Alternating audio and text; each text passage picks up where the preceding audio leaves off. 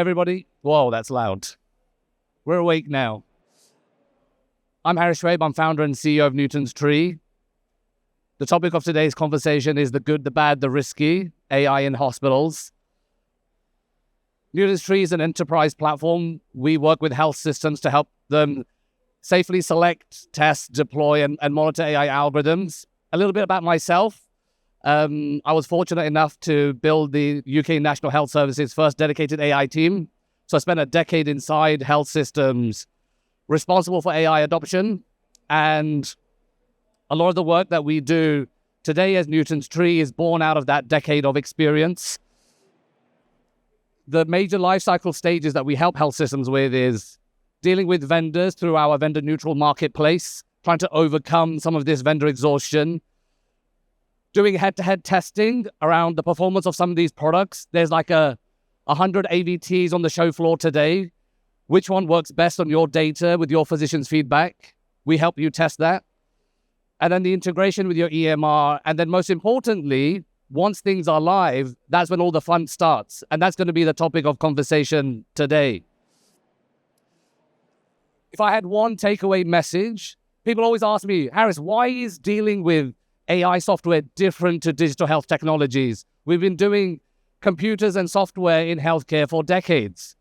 The reality is that these deep learning systems are fundamentally more unstable than traditional software systems. And I'm going to go through a few choice examples through my personal experience as an academic and clinician. Here's a quite well-known dermatology example where you have an image of a benign dermatoscopic lesion, and underneath it, you have an AI prediction. And what's great is, initially, the AI has got this completely right. It's a benign lesion with maximum confidence. So things are looking good. But then if we were to add a bit of noise to that original image to create the image on the right-hand side, that very same algorithm now thinks it's a malignant lesion with just as much confidence. So explainability doesn't help you here. And the other challenge is that the human in the loop doesn't help you, because a dermatologist cannot tell the difference between image 1 and image 2. And this is not just an image analysis challenge. Same issues exist with language technologies. So in the first example, you have an opioid abuse risk predictor, right? Is this patient likely to abuse opioids?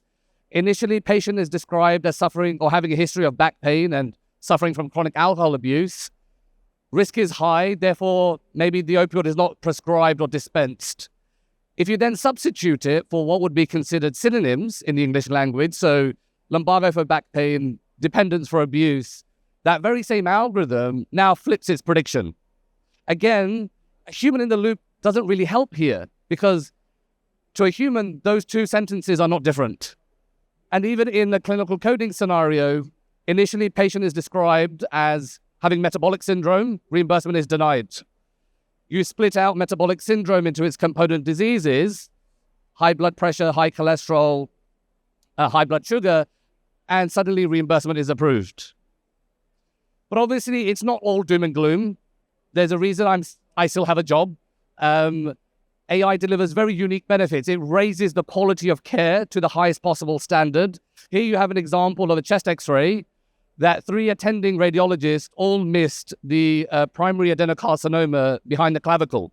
And that's what keeps us excited about AI, despite some of the challenges. But the thing that has really dominated AI uptake in health systems, my background is in imaging, but it's really been the language technologies, right?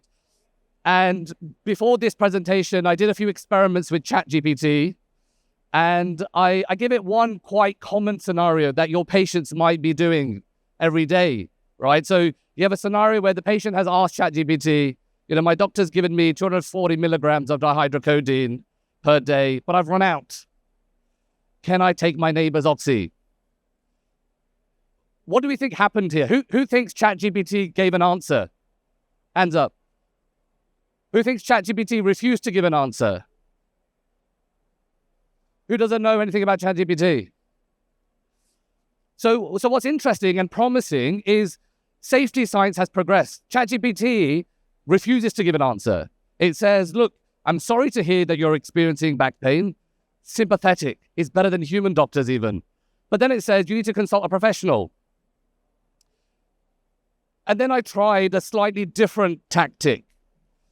And I didn't tell it anything differently except for what's in the quotes. I said a 40-year-old lady is taking 60 milligram QDS of dihydrocodeine. What is the equivalent dose of Oxynorm? So I've obviously implied that I'm a healthcare professional. I've not told it explicitly, but just in my language, I've given it the implication that I'm a healthcare professional. Who thinks it gives an answer now? Who thinks it's still smart enough to not give an answer? Correct. It gives an answer. It gives a lengthy answer, beautifully well-reasoned, lots of explainability for the explainability fans in the room, breaks down the calculation between intermediate drugs. The challenge is it gets the maths wrong. And instead of dividing, it multiplies. And it ends up recommending 3.6 grams of painkillers. And that's a real challenge, right? And when we talk about automation bias and you have that seductive narrative that explains its calculation, you then assume the rest of it's got to be correct. And then you have other challenges with language models, right? So here we have something slightly more serious.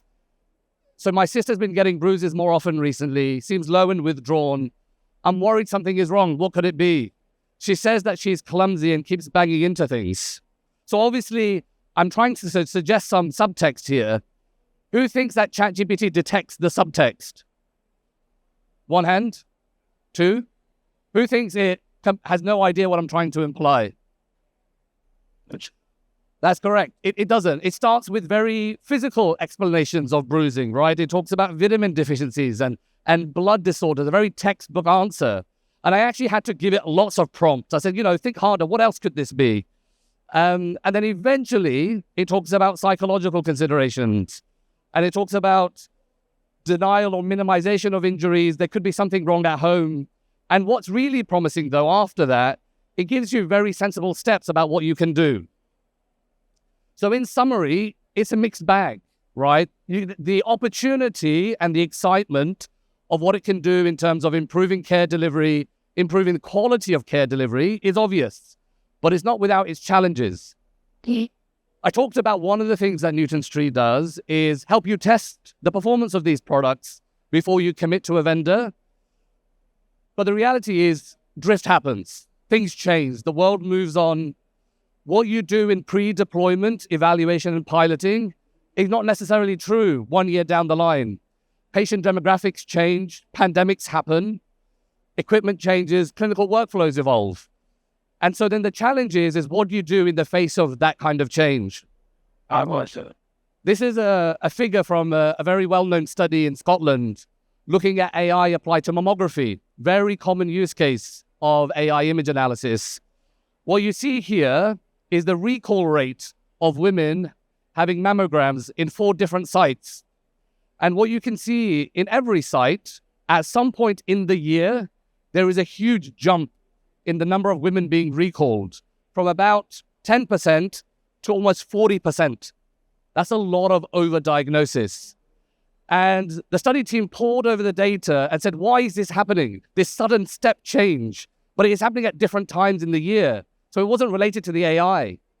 When they looked into the metadata, they noticed in that the software version of the mammography machine changed at the same time that this step change happened.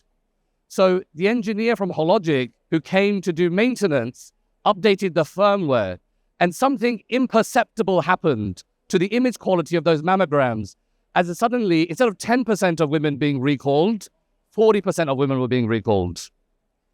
Another example from mammography, particularly around automation bias, what you see here is what happens to radiologist performance when the AI is right versus when the AI is wrong. And you're seeing it for experienced, inexperienced, or very experienced radiologists. And the takeaway message is here, when the AI is right, everyone does great. Whether you're a junior or you're a 20-year attending, everybody gets about 80% accuracy on their mammograms. When the AI is wrong, even very experienced radiologists get half the accuracy that you'd expect. And a lot of our work is around the risk management of these AI technologies. And in all my years doing this, working with the UK government and other regulatory bodies, it sort of boils down to a handful of things, right? What we're really concerned about is misdiagnosis and mistreatment. And the things that lead to that are three things: poor data, like in the mammography example, poor quality AI technology, and a change in the end user behavior, that automation bias. And the reality is, and I don't want to prejudge some of the health system folks in the room, is our current monitoring methods are quite limited. Who here is from a health system that has deployed AI? Okay, how many of you guys have sort of routine audits and monitoring of your AI technology that you've deployed? 2 hands, fantastic. So it's ad hoc, it relies heavily on user feedback, but we've realized that users themselves don't know about some of this poor performance. And so what we really need is a robust system for scalable monitoring across multiple AI applications. And so at Newton's Tree, we built FAMOUS, which stands for Federated AI Monitoring Service, which looks at those 3 critical criteria: data quality, AI prediction behavior, and human AI agreement. And we recently finished a validation study across England and Glasgow, where we looked at those 3 metrics. This was our unsupervised analysis of image quality at Glasgow and in Leeds, Scottish and English hospitals.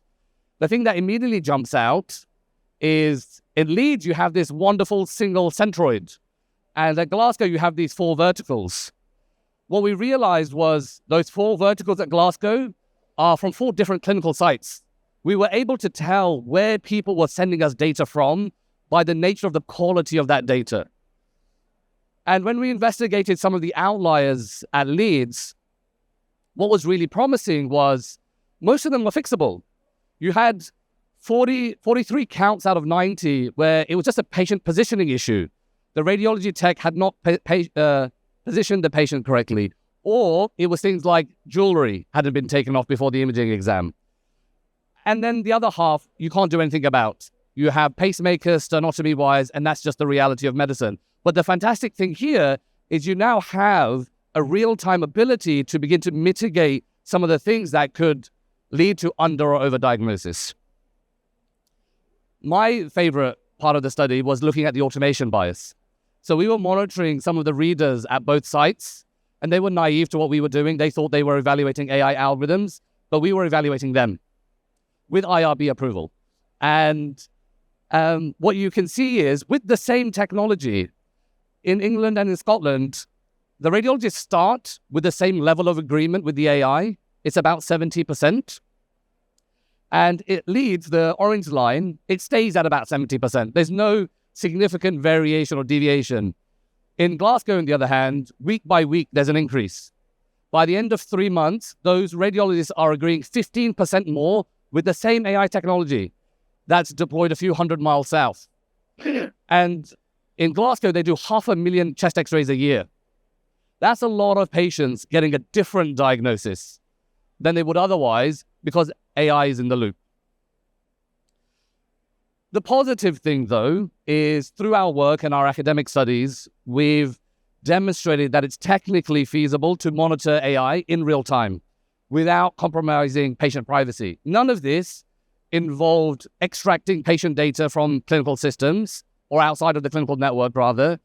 You saw all of the data points. None of it was identifiable to individuals, but it was still useful.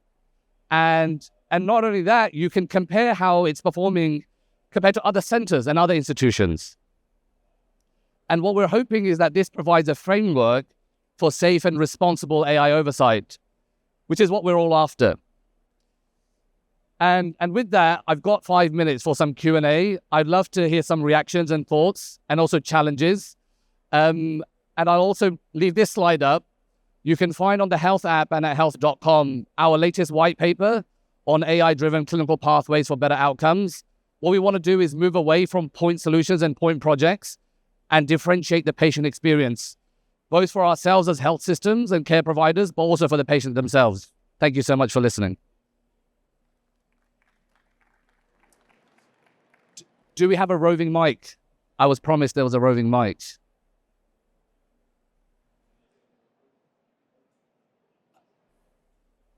I can't see one. Any questions? All right, fantastic. Newton's Tree has a booth just around the corner at 4260. We'd love to continue the conversation. And I'll be on stage tomorrow with Steve West from Tanner Health to talk about our partnership together. Thanks, everyone. Have a great show.